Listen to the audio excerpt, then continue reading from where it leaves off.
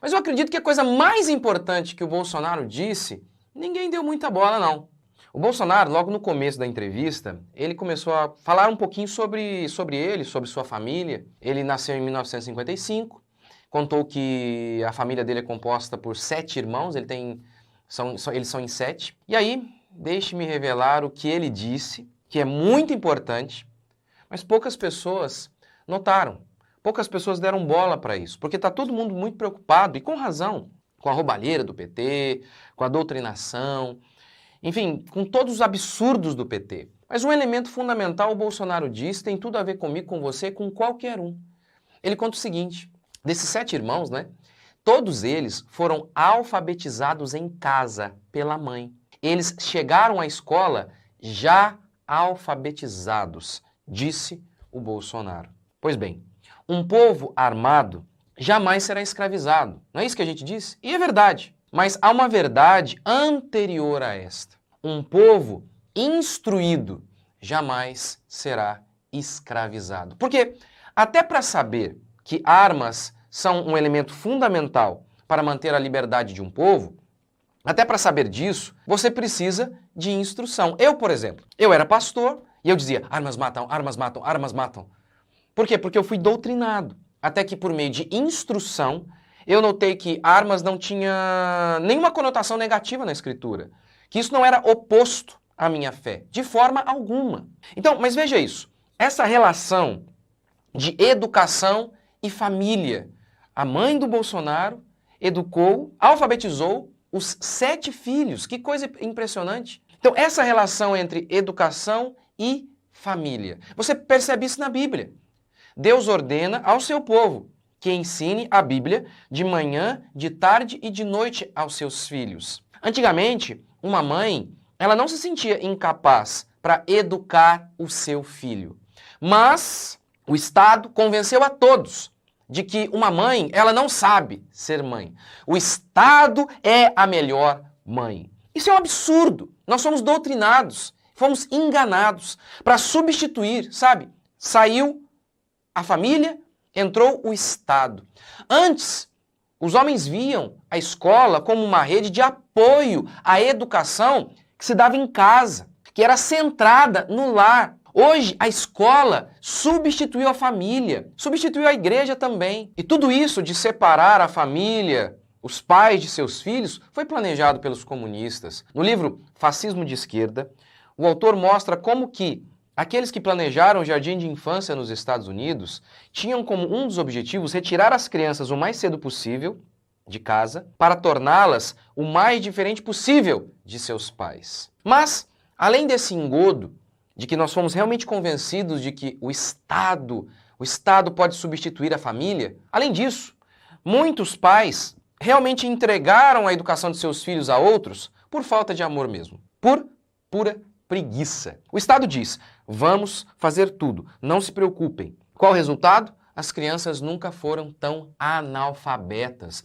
Winston Churchill disse o seguinte, o socialismo é a filosofia do fracasso, a crença na ignorância, a pregação da inveja. Seu defeito inerente é a distribuição igualitária da miséria. Ora, isso é fato. O socialismo, ele nasce e se desenvolve na ignorância. No livro A Revolução dos Bichos, George Orwell retrata como que os comunistas tomaram o poder na União Soviética e prometeram fazer com que o paraíso descesse à terra. E aí, por meio de linguagem figurada, usando os bichos ali para representar o povo, George Orwell mostra que a ignorância do povo era fundamental para manter o regime socialista. Ali, eles fizeram a revolução, os bichos, os porcos, fizeram a revolução, tomaram a fazenda do Sr. Jones e prometeram que tudo ia ser dividido de maneira igualitária. Eles criaram vários comitês.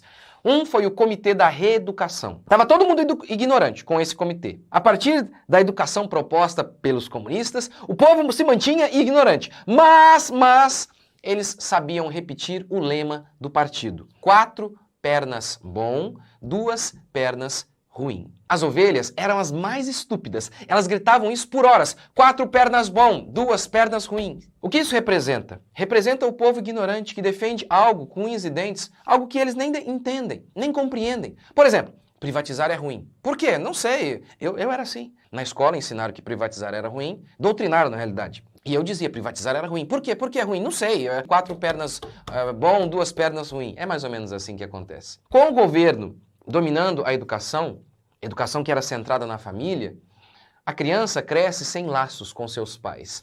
Crianças sem raízes, sem laços afetivos com seus pais, são massa de manobra nas mãos de professores esquerdistas. Colocar o Lula no poder seria uma tragédia absurda.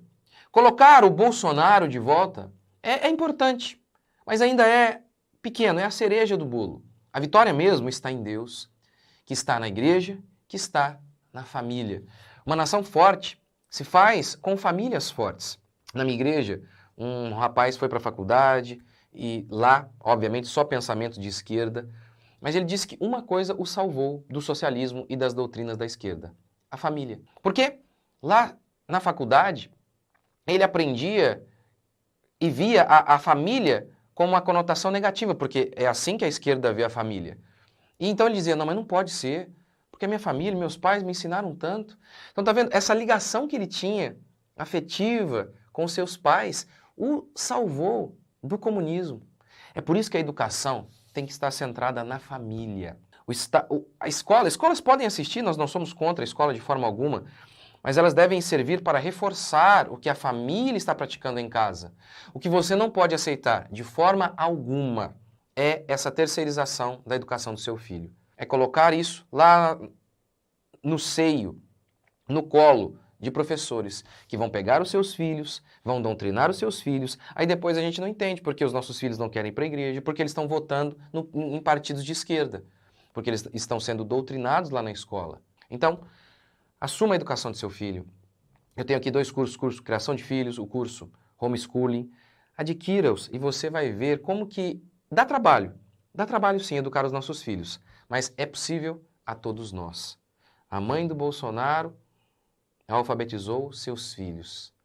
Que isso fique aí para a memória, de que antigamente essa era a regra. Os pais tomavam conta da educação dos seus filhos. Eles não entregavam a terceiros. Claro, eles podiam sim contratar professores, ou até a escola poderia servir, pode servir sim de apoio, mas de apoio, não como o centro da educação. Que Deus abençoe vocês, até o próximo vídeo.